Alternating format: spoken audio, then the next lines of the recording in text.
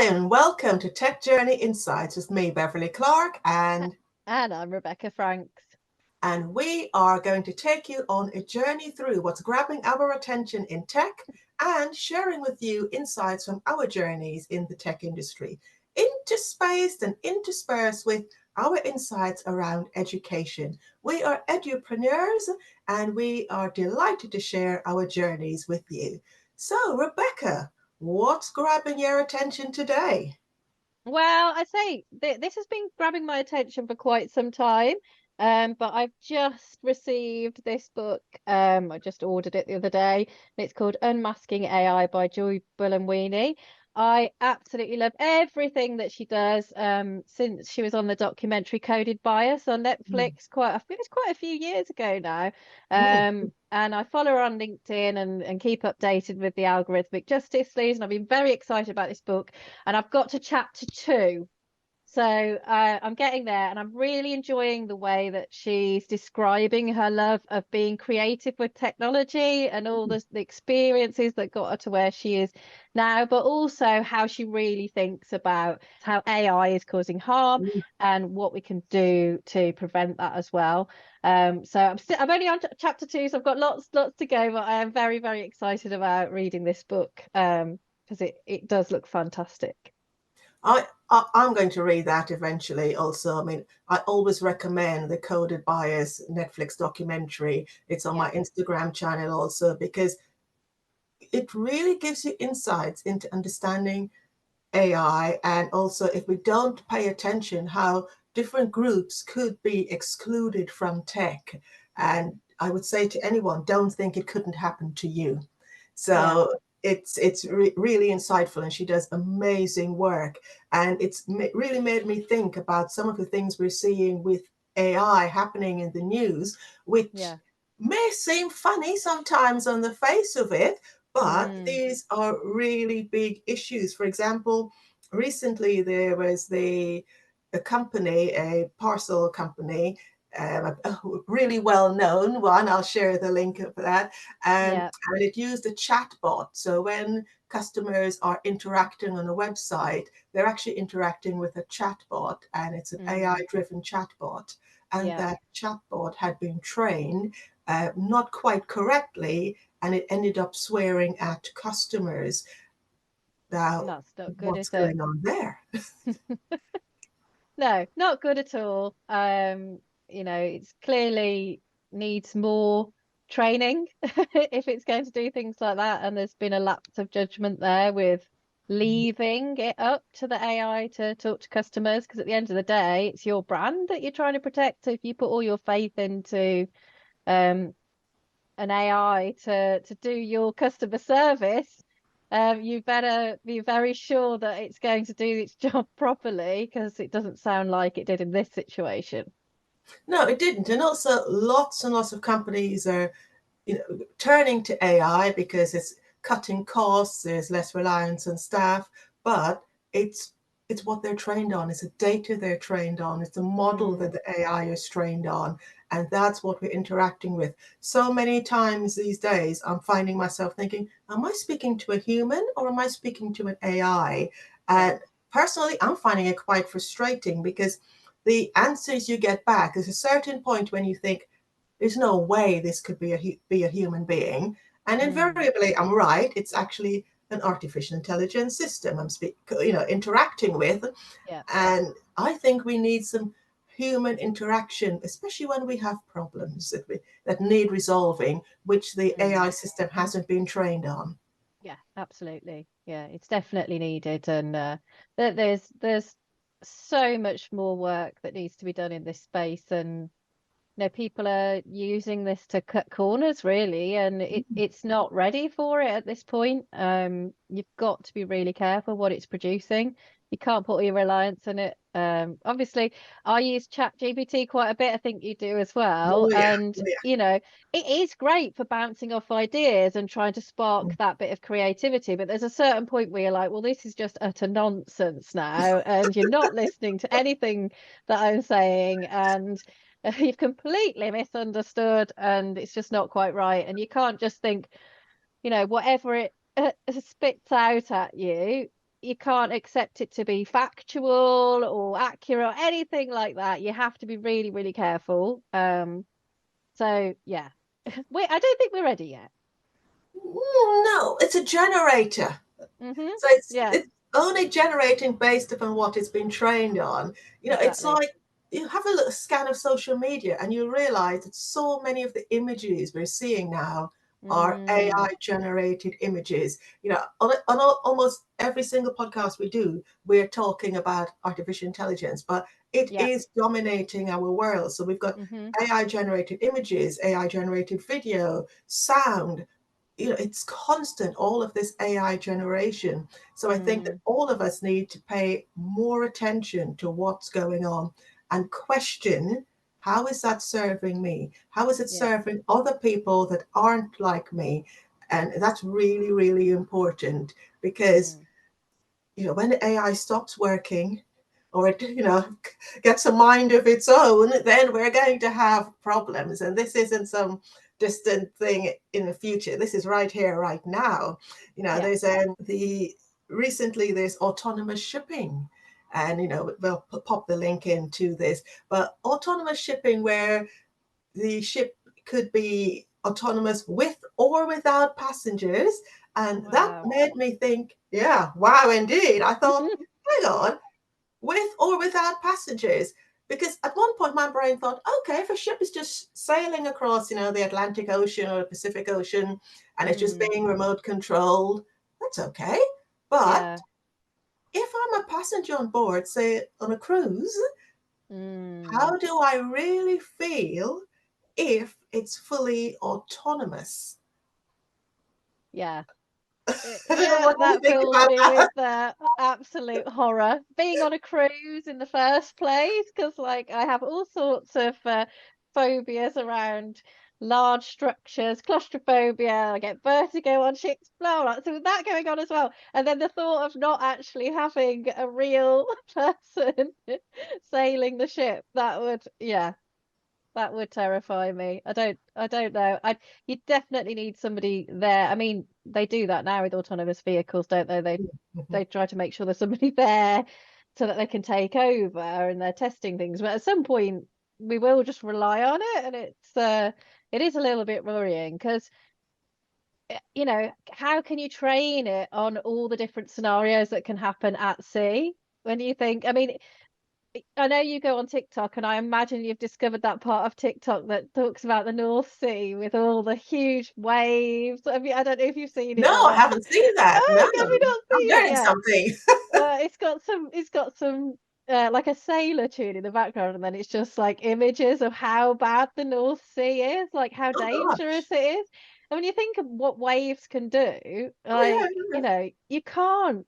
I mean, I'm sure you can train a machine learning model on that at some point, but there's so many variables at wow. sea. It's not just a straight line, or there's so many things that can happen to the sea when you're sailing along that yeah, it's a bit scary not having a professional expert there Well, to do you it. just mentioned the autonomous vehicles. I know with the buses, such as the one I'm always mentioning over in Oxfordshire, they have the safety drivers. So we're still retaining Yeah. human beings in that capacity to give us that reassurance. But Mm. what I also, when I was reading this article about the autonomous shipping, is that the ship's going to use data to then determine actions itself. And Mm. so I don't know how fast it will be able to do this. Yeah. Uh, in some of the interactions on Twitter, there were questions being raised, such as, what about piracy? Piracy Yeah. is a really big thing. Yeah. So there's going to be newer crimes that are going to start being committed. So Mm. personally, you're like me, we think about tech for good, but Yeah. we've also got to think about the downside. So could your cruise be interrupted potentially? I was like, oh my Mm. gosh, what new world are we living in? We could start writing these headlines.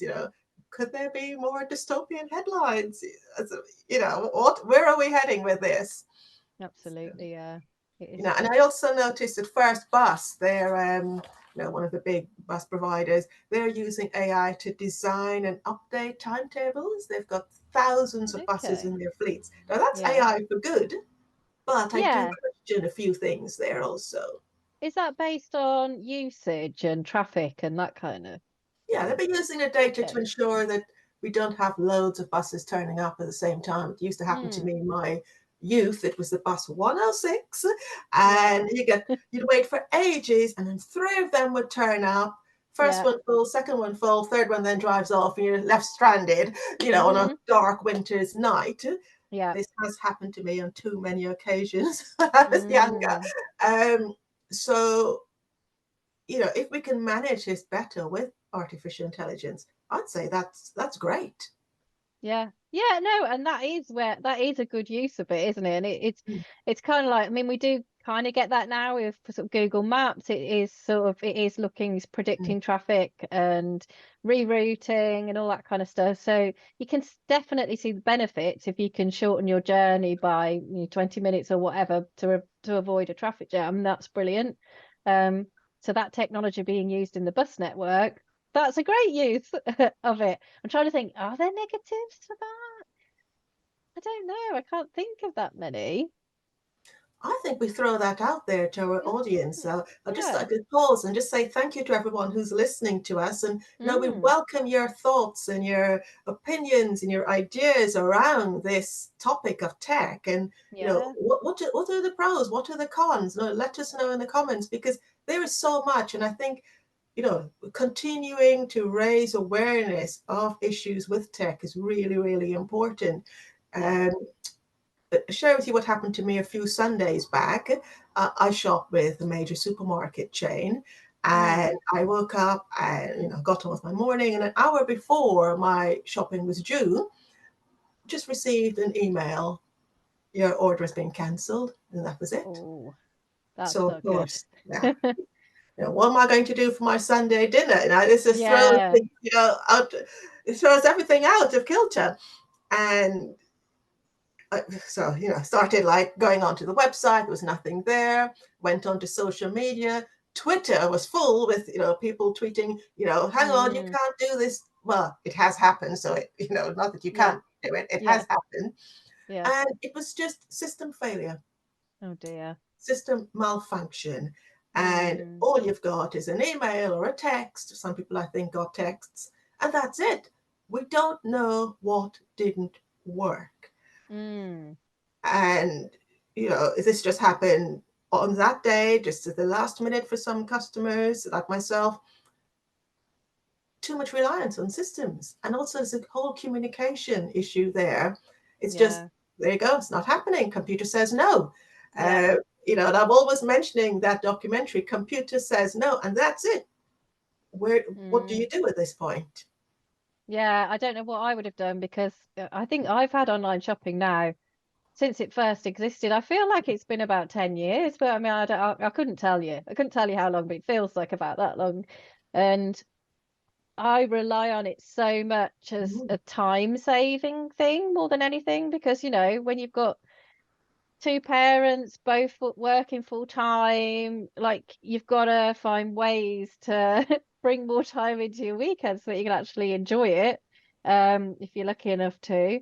And it absolutely saves me time by just, mm. doing my shopping online whenever I get a spare 10 minutes, and then it just turns up and I put it in the fridge and the cupboards and job done. But if I had to actually go out and do the shopping and travel there, park, go out, I just thought the thought of because it's been so long, I think that's it. If it was a new thing, I could kind of accept it, but it's been so long since I've done a weekly shop in a supermarket. And people do still do it because maybe they can't use technology for some reason, or they've got access, Mhm. or we've still got that going on. But yeah, to suddenly not have it, it's one of those things like you don't realize how useful something is until it stops working. I Um, completely agree. I yeah, Ever since online shopping became a thing, especially a supermarket shop, I am straight in there. I was yeah, straight in there, and that's the way I run my life. I'm a busy woman, mm-hmm, and it's for me, it's a waste of time traveling to a supermarket to take things off a shelf, to put them in a trolley, to take them out, yeah, to then drive them back home to take them out. It's like, no, I just want it to my door, yeah, and that's great. It's like online banking. I mean, that Mm. revolutionized my world. So Yeah. there are things of the tech world which I absolutely love, and I'm sure many other people like. I mean, if you Mm. do, if you don't, let us know in the comments. We'd love to hear, your insights into Mm. what your experiences and insights with tech. I tell you what, the one part of the tech world, it's the sort of clothing, buying clothing. I haven't Mm. fully embraced having my clothes delivered. I've got 2 shirts sitting out there, which I need to try on, and then you send them back or something. And Yeah. I'm really looking forward to augmented reality mirrors becoming a reality. Uh, Yeah. Yeah. So that you can try on the clothes in the mirror and yeah. see. It's just relying, and this is the thing, it's relying on it for all different body shapes and all that kind of stuff to make sure it's an accurate sort of Mm, fitting. So I can see it being a really useful thing, but again, there's going to be lots of thought training people on lots of mm, different body types so that you can get an accurate perspective. I mean, the way I solve it is I just have one department store that I use that I've got a membership with so that I can get free delivery and returns. I okay. pay, I would say free, like I pay my membership, and I just order tons, try it all on, and then just return what doesn't fit and what don't. So that's kind of how I solve it. Because I find that if I go actually into shops, I can never find anything that fits me anyway, that looks nice, and it just takes so much time that I'd rather just do that in the comfort of my own home, and I just get what I need then in that sense.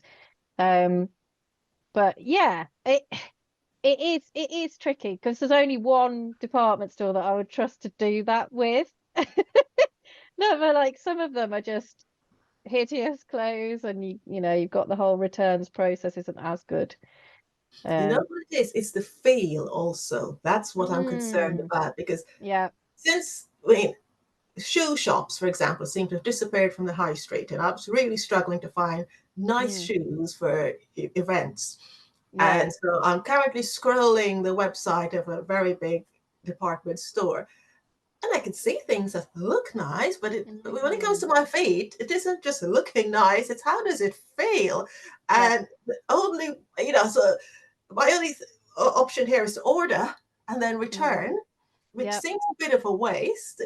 When you go yeah, down to the post office, it's just full. The queues are just of people returning clothing.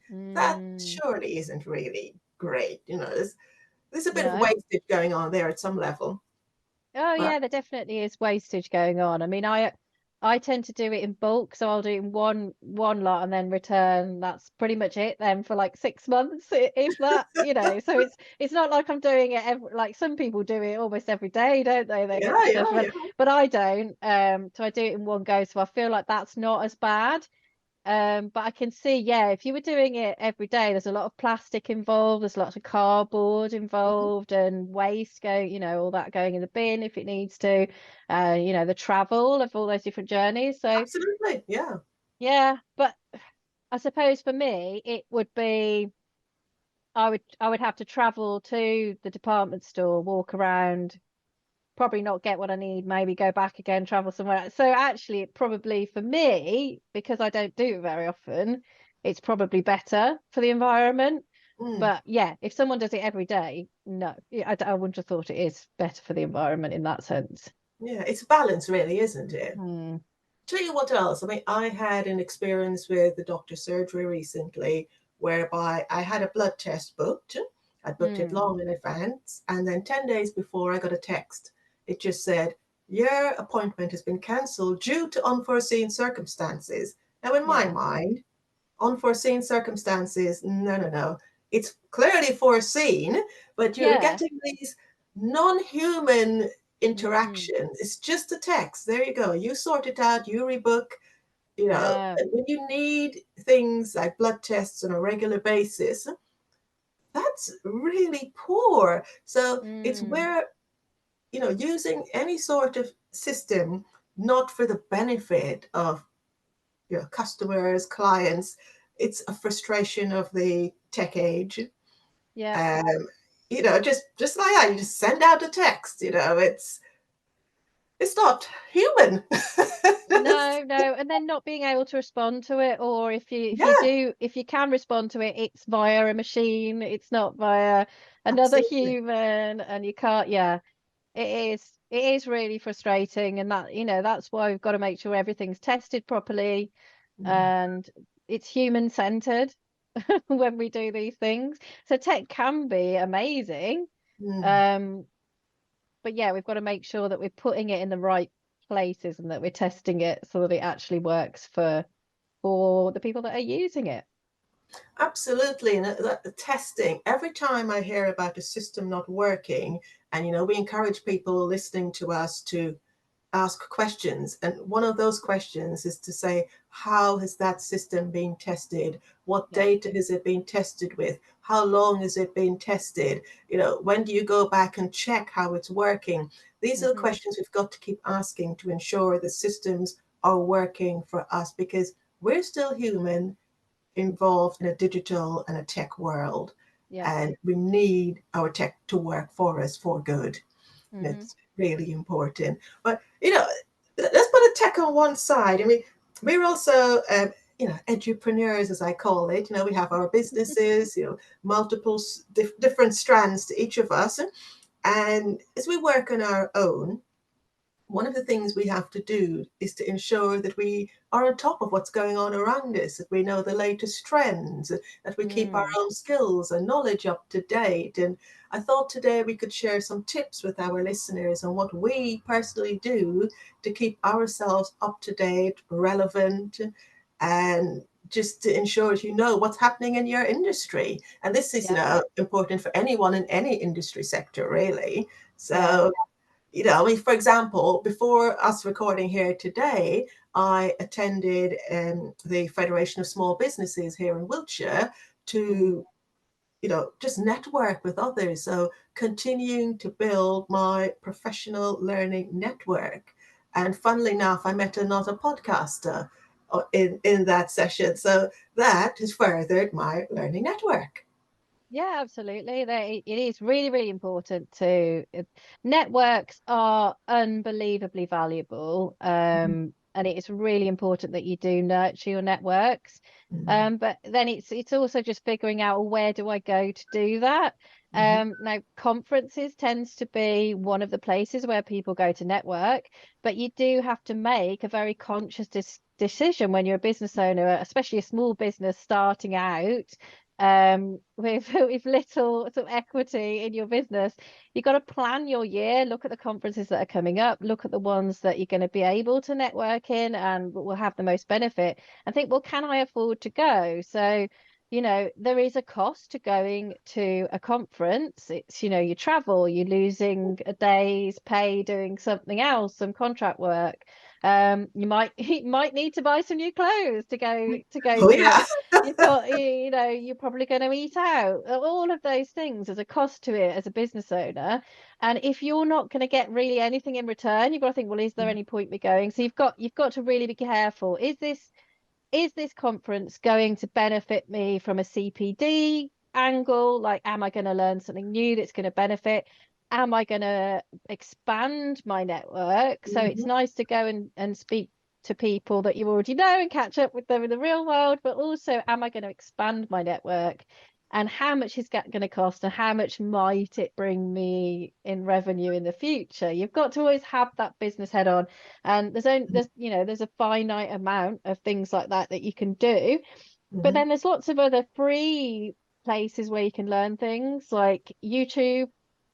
Absolutely. It's Yeah. finding the right places. TikTok, I am learning a lot from TikTok at the moment. At the moment I'm trying to get better at Adobe Illustrator, Mhm. and I find TikTok is absolutely incredible for tips on how to use Illustrator more effectively, and Blender, learning that as well, getting better at that. And there's loads of skills. Reading books, always keep up to date Oh, with your yes. Oh, books. definitely. Yes. There's lots of other ways that you can learn things as well. And it's just about thinking about the cost and how much impact that is going to have on you in order for you to grow. It's really Absolutely. important to think about that. Yeah, I mean, I look at my year and I always think, right, when am I putting in my CPD? So for anyone listening, CPD is continuing professional development. So it's Yeah. how you continue to develop yourself. And what, it's really, really important to think, what am I going to gain? So I'd say nurture and expand your professional learning network and your Yeah. personal learning network, Hmm. and learn to Google things. If you don't know, just go on to Google and or Yeah. ChatGPT in the age of AI and Yeah. ask. Mm. You need to be able to seek things out. Yep. It's really, really important. And also something we've spoken about a few times, when you're running your own business, and one of the other tips I'd say to anyone is you need to be persistent. Oh, So, yes. Yeah, definitely. One of my favorite saying is persistence pays off. oh yes. Because you just have to keep going, Mm, like, and you find that most people that have been successful, it's because they have just kept going. mm, It's so easy to give up sometimes and think, gosh, I've had so many knockbacks like this week on this, that, and the other. Like for us, it's grants, applying for mm, grants. You get so many knockbacks with that, but they're such a competitive thing. And like you just keep going and you just think persistence pays off. I'm going to learn more about grant writing as I go and as I get my feedback. mm. And, hopefully we'll get a grant soon. But then, contract work rise, we do really well and we get Yeah, great feedback and absolutely. we get Yeah. return business with companies and stuff. So we know we're really good at what we do. But it's just so I could think, oh, well, we didn't get a grant, and I could get really frustrated by that and upset and think, well, we're not going to bother anymore. But I'm gonna keep going. I'm gonna keep persisting until we get some grants that we really want and that we can start growing our business with in a different direction. Um, so you just have to keep going. That's all you can do. 100%. I'd say persistence and discipline. Be Mm, really disciplined about what, your time, how you use your day, what you want, and, have your spreadsheets, have your notepads, use the yep. notes on your phone. Anytime you've got a thought or an idea, write it down. My house is covered in post-its, and Hmm. there are pens everywhere because Yeah. here's the weird thing, thoughts come into your mind, and if you Hmm. don't capture them, they leave. Yep. And Definitely. you're thinking, oh my gosh, what was it I was thinking? And it's just gone. So it's really important to capture your thoughts. So those are a few tips that I hope help anyone starting off on their business journeys, or, who are in their business journeys. And sometimes I follow a few influencers, people who are much more successful than I am, uh, Mm. just to hear their stories, because their Yep. stories are inspirational. Hmm. It's really, really helpful. So you were also telling me before we came online about some learning you've been doing regarding what's it, Epic Games, and Oh, yes. So, for a while now with Flip Computing, we've been looking at so there's a new programming language that's come up, and it was written by Simon Peyton Jones. Actually, I think you know Simon Peyton Jones. I do know Yeah. Simon. So it's called Verse, and Epic Games are the ones that are using this Verse programming language, and they want it to be the language of Web3. Mm, And this language is actually in something called Unreal Editor for Fortnite, which is from Epic Games. mm, And what you can do is you can take all of the assets that are in a Fortnite game. You don't have to like Fortnite at all to do this. And you can create your own games or your own immersive worlds or anything that's all 3D. And you can do that just by dragging and dropping things, but also you can code in this programming language first. So we've been learning quite a bit about that. And getting better and better at it and trying lots of different things to try and make it exciting. Because the thing that at Flip Computing that we're trying to do is we're trying to ensure that we give support so that people can be early adopters in this kind of technology. This is a new technology, it's a new programming language, and we don't want it to be dominated by the people that tend to always dominate technology, we want to make it accessible to a wider range of people, and we want those to become early adopters. So we're trying to get in and learn as much about it as we can, so that we can make some really accessible resources for people to use so that they can get started. And we've been learning about that. And then I was really, really excited. I think it was last week, it might have been 2 weeks ago, I'm losing track. But Disney have put a $1.5 billion stake in Epic Games into this Fortnite universe space. Mm-hmm. And we don't know exactly what that's going to mean for this UEFN, this Unreal Editor for Fortnite side of it. But I'm hoping that it means that we might be able to use some Disney assets potentially in our own worlds and create our own worlds. But I mean, just being able to have like a simulation of Disneyland for me would be quite cool. Because I think they're going to do that anyway, and there's going to be all sorts of things that go on. But to be able to code with some of those characters and worlds and assets would be absolutely incredible for me. So I hope that's what's going to happen, but we don't know yet. They haven't publicly announced exactly what they're going to do. It's sort of coming soon. It's very much building the excitement, but I am extremely excited being a Disney fan and a 3D environment fan and all that kind of stuff. Hopefully it's going to be something really cool. I look forward to seeing and hearing the creations and sharing that with a wider audience. So I think we're sort of coming up to the end, and with my coaching hat on, I like to celebrate our wins. And this is another tip I'd like to share with our listeners. Is one of the ways to keep going is to celebrate your wins. So it doesn't matter how small. You're not looking for validation from anyone else. It's about celebrating your wins. So, and a great thing about being able to do a podcast like this, we've just sort of decided to start putting our content out there. This is a citizen podcast. We've really just decided to put ourselves out there and share our insights, and hopefully you're enjoying them. And if there's anything you'd like us to discuss in future, just let us know in the comments. We're always open to hearing from our listeners. And thank you to everyone who's listening to us. So just to celebrate our wins, I've realized, clearly I knew I was doing this, that I've got a 3-book children's book series. And I thought, wow, they're behind me, you can see them there. But I thought, oh, that's an achievement. That's celebrating a win.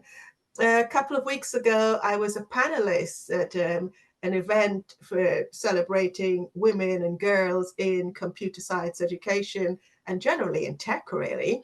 And just, to be able to share my insights bridging industry and education, I'm celebrating that as a win to raise awareness. So celebrating our wins is really important. So, what are your wins, Becky? Oh gosh, well, we are getting close to a year of Flip Computing, actually. We business wise, I think we became limited company on March the 17th. So that's like our official birthday, but we didn't technically start working officially until sort of beginning of April. But just reflecting back on everything we've done and everything we've learned over that year is just quite exciting. I think we were counting up all the different organisations that we've worked with, and I think we got to 10. Wow. Organisations that we've worked with over that time. We just we could never have imagined it day one. Just like, what is this? We're just gonna set up a business and some money maybe. And now we've worked with 10 organisations in that year. So that's that I suppose that's a big win in a way, not a little win. It's an amazing win. It's incredible. What I did last year was every quarter I posted on my website in a blog what I had achieved that quarter. And you do forget what you've done. And sometimes you have days where you just feel like you're sort of sinking in mud almost, and you're treading in treacle, and you're not really making progress. But when you look back, you think, how far have I come? And well done. And that's, you've come there with your persistence, your discipline, with the support of others, so well done. A year of having your own business is scary. It's scary and fun. It's scary, but no one knows everything about the, Mm. you're not a psychic. No. You know, so celebrate your wins. That's the positivity that I think I'm going to end this podcast, start ending the podcast on. And, if Yeah. anyone would like to get in touch with us, I'm a host, a panelist, both of us do resource writing, a coaching. Head on over to my website, have a look, get in touch. I'd love to work with you. And you're writing. What else are you doing apart from writing resources and speaking workshops? Yeah, workshops, speaking events, writing tech ed resources for all ages. So not just the not just the young uns. Lots of different ages can get into tech. So yeah, tons of stuff really. It's so much. We're just flying the flag for tech for good, women in tech, and just raising awareness. So thank you everyone for joining us today. So keep mentioning, let us know what you've enjoyed, what you'd like us to speak about next time, and do share TechJourney insights. So thank you, and I'll see you and speak to you in another episode. See you soon.